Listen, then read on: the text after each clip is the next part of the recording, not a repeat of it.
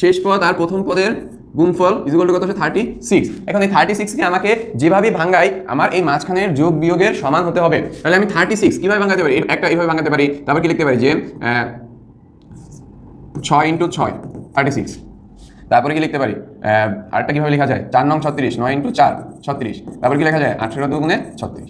আমরা এই কয়ভাবে 36কে ভাঙতে পারি, ঠিক আছে? এই কয়ভাবে আমরা 36কে ভাঙতে পারি। তাহলে দেখো এটাকে আমরা করি দেখি যোগ বিয়োগ করলে 36 আসে কিনা। হয় না, এটা করলেও হয় না, এটা করলেও হয় না, এটা করলেও হয় না। এখন যদি আমি 18কে যোগ বিয়োগ করি তাহলে মাঝখানে কত আসে 16 আসে, ঠিক আছে? এখন আছে 18 আর এখানে আছে 2, ঠিক আছে? এখন আমি কোনটার আগে প্লাস দিব কোনটার আগে মাইনাস দিব তার আগে আমাকে দেখতে হবে কোশ্চেনে কোন চিহ্ন দেওয়া আছে। 16 এর আগে মাইনাস চিহ্ন দেওয়া আছে, তাহলে আমাকে -18 এর আগে মাইনাস দিতে হবে, সরি 18 এর আগে মাইনাস দিতে হবে, 2 এর আগে প্লাস দিতে হবে, তাহলে না আমাদের -16টা আসে, ঠিক আছে? আশা করি বুঝছো তোমরা।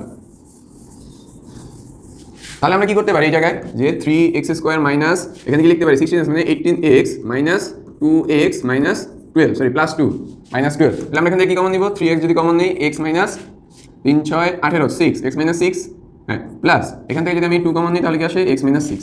আমাদের অ্যান্সার চলে আসছে। আমরা এখানে সমাপ্ত ঘোষণা করতে পারি এই ম্যাথের জন্য। ওকে, যারা করছে এখন তোমরা দেখো মিলছে নাকি তোমাদের ম্যাথটা, আর যারা পারো না তারা বুঝছো নাকি কমেন্ট সেকশনে জানাবা যে আমি এই ভিডিওর 34 নম্বরের ম্যাথটা আমি বুঝতে পারছি।